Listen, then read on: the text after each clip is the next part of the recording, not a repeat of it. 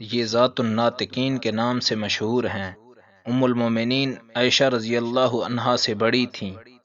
رسول اللہ صلی اللہ علیہ وسلم نے انہیں ذات الناطقین کے لقب سے نوازا تھا، کیونکہ ہجرت کے موقع پر انہوں نے رسول اللہ صلی اللہ علیہ وسلم اور اپنے والد کے لیے توشہ تیار کیا، اور پھر اس کو باندھنے کے لیے کوئی چیز نہ ملی تو اپنی کمر بند کو پھاڑ کر توشہ باندھ دیا۔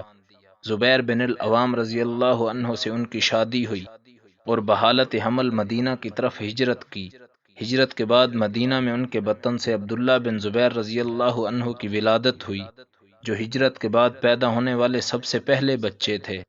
اسمہ رضی اللہ عنہا کو 100 سال کی عمر ملی، لیکن نہ عقل میں کوئی تغیر آیا اور نہ کوئی دانت گرا۔ انہوں نے رسول اللہ صلی اللہ علیہ وسلم سے 56 حدیثیں روایت کی ہیں۔ آپ سے عبداللہ بن عباس، آپ کے بیٹے عبداللہ بن زبیر، عروہ بن زبیر اور عبداللہ بن ابی ملیکہ وغیرہ نے احادیث روایت کی ہیں۔ آپ بڑی جود و سخا کی مالک تھیں۔ مکہ میں 73 ہجری میں انتقال ہوا۔